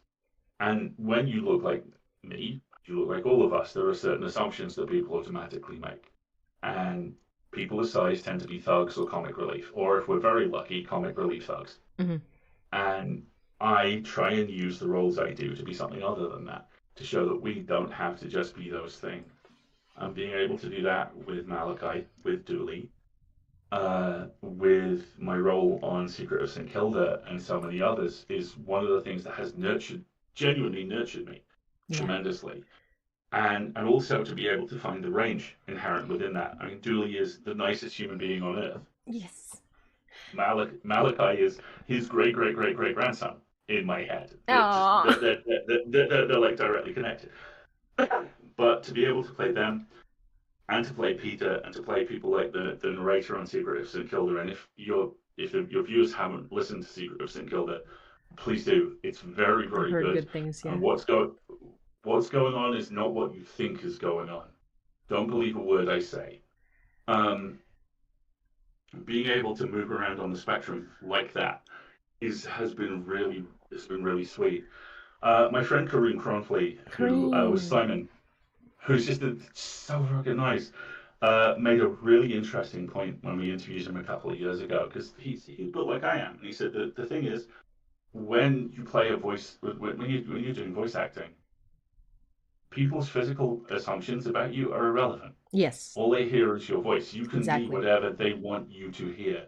And Kareem's had huge amounts of fun playing the exact type of swashbuckling roles or mellifluous evil that folks who look like us would not normally be able to do. And that's one of the things which I've been really proud of. Yeah. In being able to do this, being able to do slightly different things than you would expect. I do want to mention, like, kind of what I was trying to go for with Hainai as well. One of the things that I'm really proud of with Hainai is that the protagonist, she is explicitly fat. I don't hide away from that. I even, like, one of the, not necessarily sins, but like things that you don't necessarily usually do on an audio drama is tell people how the character looks. Like, not to a certain point anyway. I do that, but I don't like force people to kind of align with like the image that because I draw a lot, so I draw a lot of the characters, so they technically have a canon image, but I would rather that people, however they want to portray the character, but there are certain things that I don't that are like fixed with the character, and one of them is that Mary is fat, and I have very slowly like kind of integrated that into the story. I try to make sure that like people can portray the characters based on what they hear, even if like I have drawn the characters to be a certain way. Like as long as you whatever's in the podcast, you can kind of like go off that. For Mary, she is a fat character, and I wanted to make she's a protagonist, and like you don't get a lot of like fat girl protagonists where it's it like it's about being a fat girl protagonist. It's like that's not really what Mary is about, but it's also not hidden away. It's like not something that is not mentioned like pretty like within the story, because it plays into like not all the time, but it does play into like her as a character. And the other thing is that she is extremely short. She is 5 feet tall, and she is surrounded by people. The shortest friend is 5'7", and the tallest friend is 6'2". So it is a very funny thing when you put her in a lineup. Actually, if I break like one of the promo images, they're all chibis, but she's still like the smallest chibi of the chibis, and it's very funny. But what I really like about Mary is that like she is a fat character. She is also like constantly like she is a very beautiful character, and a lot of like people comment on that. And not only that, she's like she's a queer woman, and she's also like in a way that well, it's not that uncommon, I guess, but like she is also like she is a sexual being. She's a sexual active person, and like I'm trying to do all of that because I feel like there is not enough representation of that, of fat women and fat characters in general. And I don't find it to be like I say fat. I try not to engage in like what's the word, like I'm trying not to find like more delicate ways to say it, because I think that the word fat is a neutral term. So it's like When I say like she is big, I don't mean she is big. She is 5 feet tall. I mean she is fat. And so and Yeah. so and it's great because people have like kind of latched on. I think Mary has become sort of like, at least in terms of art and visuals, like the one people like to draw the most, because I think that she is a unique character, a unique protagonist in this space, being a fat Filipina character, who like, obviously I still haven't gotten to the point where I am enlightened and good enough to write about a character who is not physically attractive, but I think like I do enjoy, like, I'm never going to say that this character isn't physically attractive, because I enjoy like attractive characters, but I try Of to like course. expand on like what I think attractive means, Yeah. and kind of like this fat protagonist is beautiful to a lot of people, and it's kind of like it. And not only that, she's like a sexy character, and I try to like kind of emphasize that, because she's a fun character. Like, it's the kind of character I want to do, and in such a way where she is a wholesome person, but she's not devoid of sex, is like, that's another thing. Of course. I want to Yeah. write a wholesome character who is not like um a, what's the word, like a nun, or I don't know, like she's not, Yeah. you Yeah. know and so I don't know. There are like things about Mary as a character that, while it's not all she's about, it's something that I enjoy. I am like very conscious of doing, for a character who is like, who is a fat woman, and a fat brown woman even. And it's kind of like what I love. I love it. I love doing it because it makes me happy, because it's something that I just think about on a personal level. It's not something that, like, I'm not doing it because I think it would be, I need to have a form of representation. It's because it's what I want. And it's what I want other people to enjoy too. So Exactly. it's great. It's There's awesome. and you will absolutely get that moment. There's a thing I did a talk for a event organized by a friend a couple of weeks ago. Basically, what she asked me to do was survival tips for authors. So what I ended up doing was this thing called Focus Nerd: How to Make Art with Something Other Than Your Health. Yeah. And it was all this kind of stuff like why water is good, why going outside is good. But one of the things that came up in there was write what you want to see. Because if you see it, if it makes you laugh, if it makes you smile, it's someone else will have that exact same experience. Yeah. And I think a lot about representation. And I think a lot about what it means. And I try, there are two moments in my past that I realize now were very much kind of, oh wait, that's me. And one of them has evolved over time. It was when I saw the original Ghostbusters, and I was not old enough to see the original Ghostbusters in theaters, but I was old enough, or looked old enough, to rent it on video. Hmm. And the first couple of times I saw it, I was like, oh, I really identify with Venkman because he's funny and charming, and girls like him, because I was 15 and made entirely of hormones. And then I watched it again a couple of years later, and I was like, I'm an 18-year-old now. I am cynical and wise in the world. I identify with Egon because Egon is very clever. And then I watched it a few years later, and I just thought, yeah, there's my guy, raised raised enthusiastic and lovable and likes everything and is just trying his best. Like, yeah, that's my boy right there. And the other one was the Jack Black movie, School of Rock. Hmm. And I Yes. remember going to see that in the theaters. And it's the moment right towards the end where the kids' band are about to go out, and one of the backing singers is nervous, and he asks this kid why she's nervous. And he says, because she explains she's fat. She feels awkward being on stage. Yeah. And he looks straight at her and goes, I'm fat. Do you know why I'm fat? Why? Because I love to eat. And I have such a visceral memory of watching that in theaters and actually going, ha, oh, oh my God, oh, he's like me. Yeah. And that moment, that kind of, and it feels very emotive to phrase it this way, but I also think it's accurate. That moment of, oh my God, I'm not alone, Yeah. is Exactly. is one that as creators we have to trust that when we put it out into our work, we'll find the people that it needs to find, and it Exactly. will. Yeah, and recently somebody said, "Is Hi Night gonna be the first podcast I will do cosplay for?" And then the person said in the tags, like, That's Mary's the first amazing. character that feels like me, and I'm like, Yes, you do it. Do it. More. Do it. And yeah, it just makes me happy to know like it kind of affects people in that way. And oh, I just want to like read a comment real quick because Jarathax on YouTube says, "Have you listened to either Parkdale Haunt or Woodbine? I find it interesting that your universe takes place in Toronto as well as them." I'm like, I haven't listened to either of those, but I have hyped them up because I want to do a crossover one day. No, like we're forming that Toronto audio drama universe. We will eventually be, all of us collectively become so big that we get people to come to Toronto because of audio drama. That's the goal. We're trying to make Toronto the city, the big city. But yeah, so I don't know, like I love discussing this sort of thing. And another thing that I do for Hainai is like just Filipino mythology, folklore. We're about to have a mythology and folklore chat after this stream actually, and Amazing. it's gonna be with fun. Ella, right? Yeah, with Ella, Ira from Hanging Sloth, and Hero from Monsters Productions. So it's gonna be Oh my a God, lovely. you are going to have you're going to have such a good time.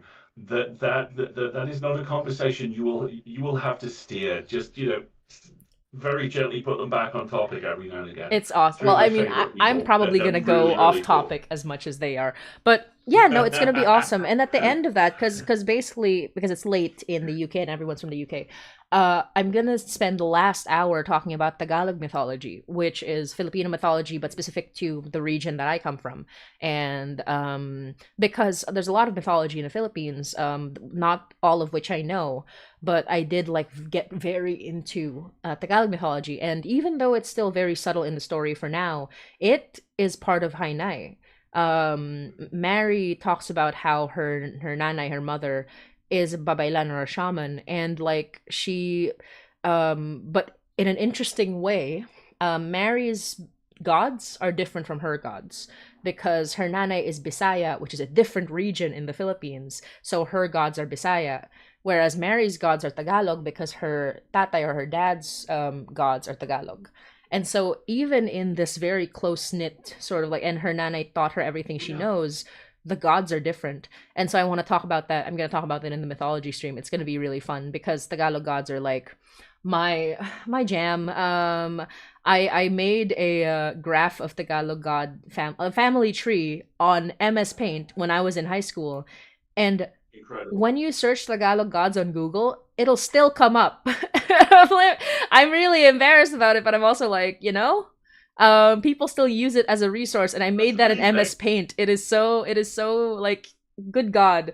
Like, if you search Tagalog gods, and you look at the Google images, if you find a black background and a really roughly drawn MS Paint graph, I did that in high school, and it's still a thing. And I'm like, well, it's great.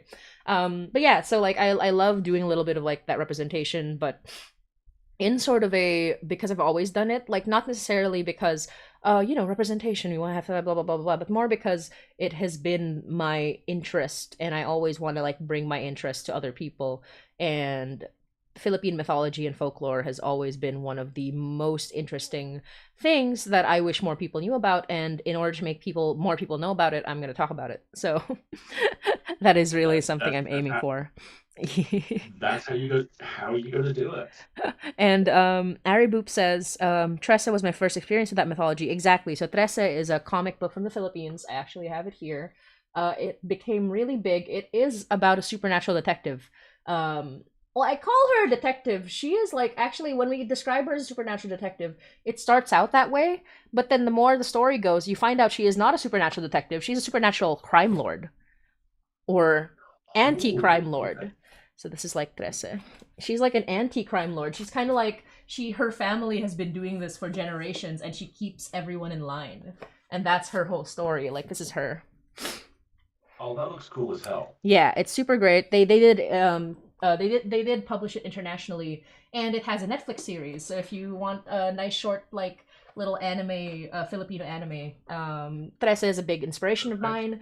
The creator Budget Tan is a friend of mine, because I came up in Filipino comics for a long time. So And I've done a lot of comics, so like that's kind of like the other thing that I do. Araboop says the twins are my fave. Yeah, there's these twins in Trece called the Kambal, which means twins, and they are the guys with the masks. So it's like the Okay. Oh, and comedy and tragedy. Yeah. yeah, and they're basically her like her right hand men, the two of them.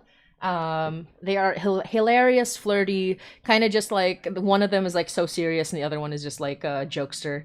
And they are immortal and can't be killed, which is very useful to have when they keep losing limbs and getting shot and all that.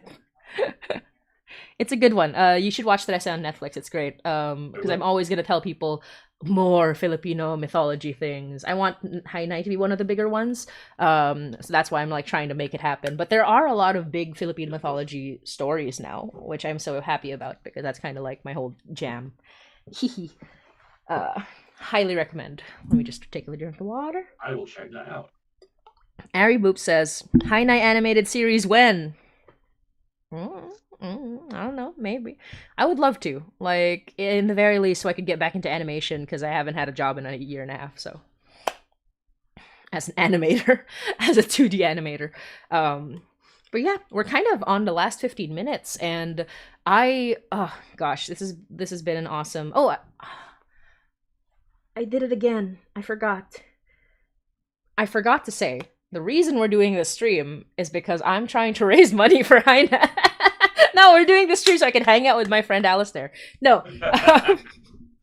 The reason we're doing this stream is because I'm raising money for High Nice Act 3, the rest of Act 3. We are already 100% funded, but we are trying to get to 125% because, very importantly, at 125%, we're going to get a bonus episode. And that bonus episode is called The Winter Village. And it is going to be about the relationship between a 150-year-old, he was already an old man when he became immortal, this aged immortal named Cornelius, and he is dangerous, powerful, and used to be a horrendous person. But now he's on the side of good. And he meets a totally normal, heartwarming, like just a chill guy, this trans guy barista named Danny, who reminds him about his own humanity. And they walk around this adorable little Christmas winter village together. And Cornelius does not know that Danny is very in love with him. So if you want to make that happen, yeah, Danny is like 20 something, and he's like looks at this 50-year-old 150-year-old man, and he's like, that's for me. Yes, please. Yes, please. Thank you. Yeah, and so if you want that queer trans man to get his immortal, powerful, dangerous boyfriend, please help us get to 125%. We are currently at 107%. But yeah, so I pinned it in the chat, the fundraiser. Rusty Quill was kind enough to make this little link, rustyquill.com/fundraiser, which links to our fundraiser up until January 31. So help us get there. It's going to be great. Help us get to that bonus episode. But because we're already 100% funded, we are coming back in Feb 2 regardless, with new Haine episodes, and we're really excited and working hard, and thankfully didn't lose any of the recordings so far. Knock on wood. I shouldn't have said that. I'm testing fate now. And I'm very excited. Yes. You should be. I'm really excited to see this. I'm so glad that you're already funded and you've got this really cool sounding bonus call. Yeah, it's gonna be great. And yeah, I've been trying to like get people more interested by just describing it in the best worst way possible. It's like, do you want this trans guy to get his immortal boyfriend who used to be evil and is also an old man? Just before Christmas, I helped a friend out at a London comic convention. She's a spectacularly good indie published author called A.K. Faulkner.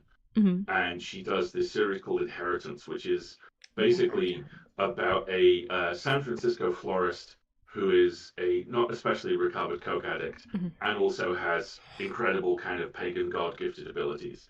And his boyfriend, who is an adorable, emotionally numb English nobleman who may or may not be a pyrokinetic.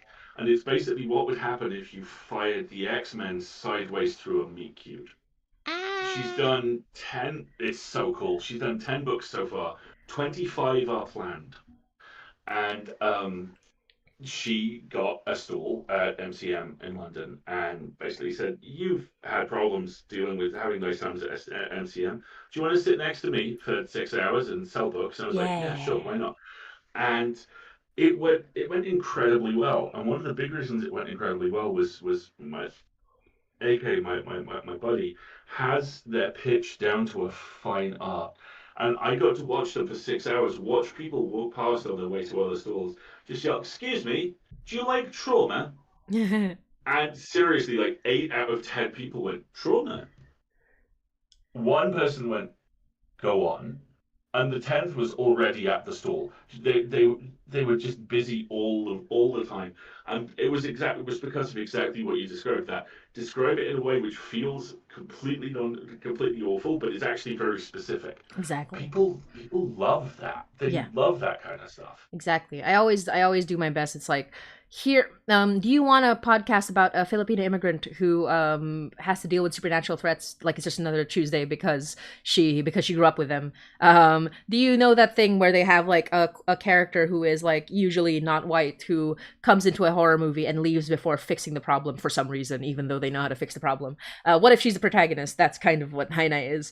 And Love that. things like that. And I also like everyone in Hainai is queer. Come on, like, but honestly, in audio drama, that's kind of like, ah, yes, wet water. Yeah. Queer podcast, wet water. Anyway, average audio drama advert. Do you like trauma? That's very true. Halo Cat, and it's great, and that's kind of part of it too. Like I asked, like one of the discussions we had the other day is like, what if your greatest villain was also a result of poverty trauma, and it's like the trauma of poverty, and like that's kind of like truly just one of our favorite things, and I always find it interesting when I see it on Reddit, for example, because I still troll Reddit. I don't have a Reddit account, but I search Hi Nai Reddit on Google and then I just like look through.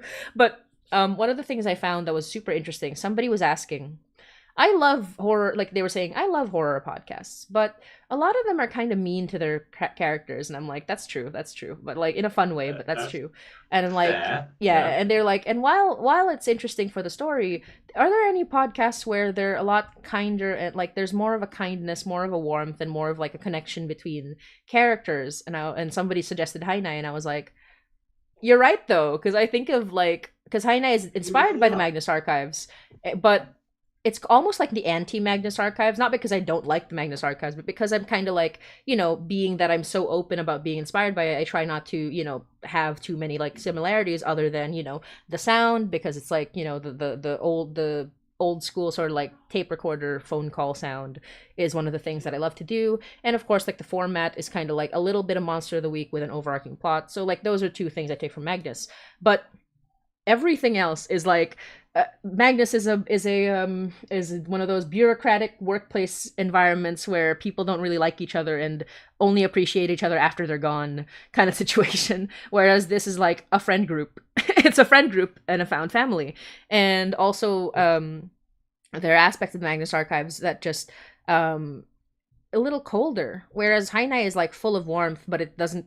But the threat doesn't go away, so it kind of becomes like an even worse sort of like you love here. We've made you love everyone, but they're not safe, so you don't know what's gonna happen.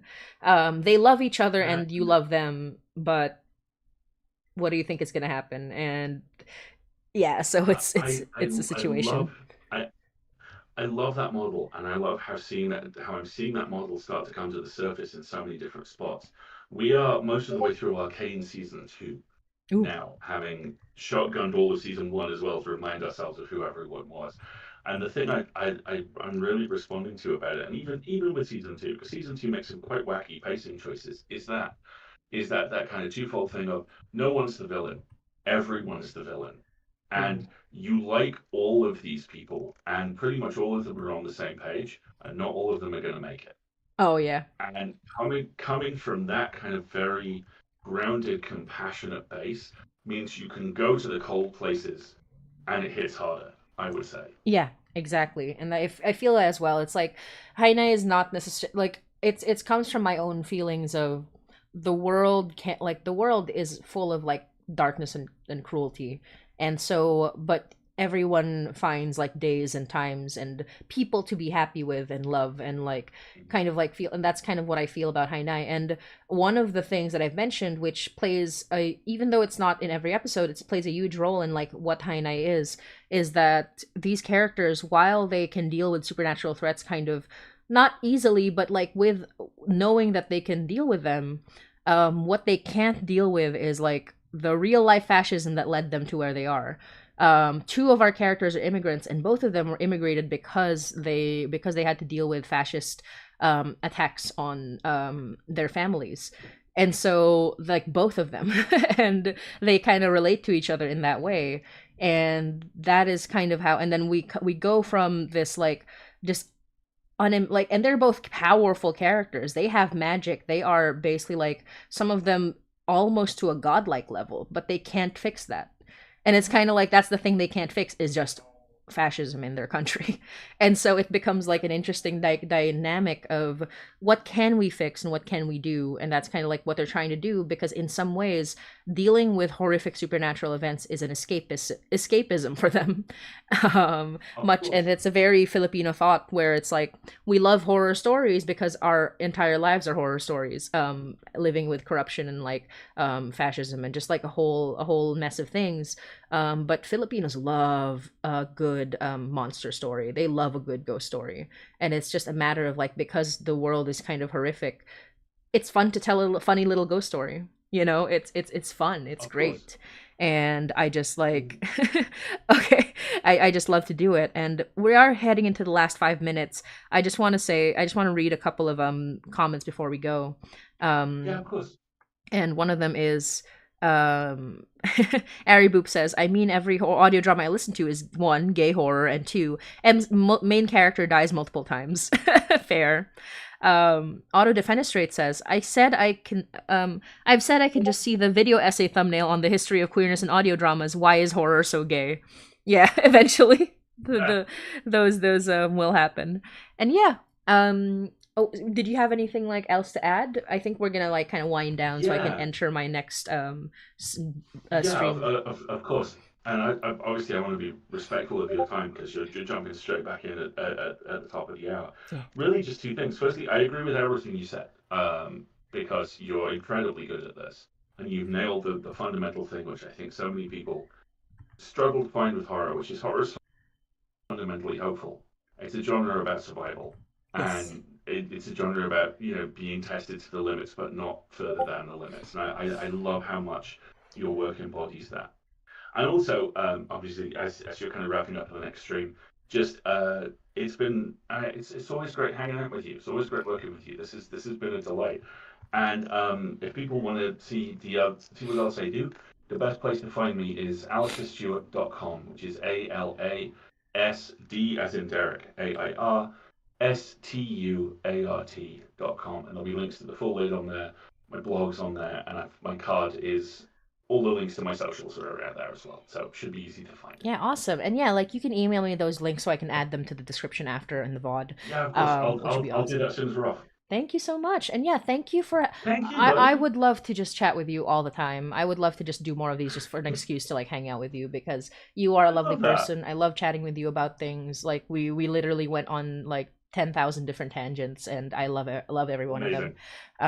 But yeah, like it is wonderful to see you, and I hope you have a good You night. too. And definitely, if people don't know, check out all of the Jay and Dooley Pride episodes to hear Alasdair on Hainai and listen to Hainai. Help us get to our 125% goal to get our bonus episodes at rustyquill.com/fundraiser. Thank you, everybody, and goodbye. I will be back on Twitch and YouTube. Bye, folks. On YouTube on a different stream, but like on Twitch on the same link. In about 3 minutes. See ya.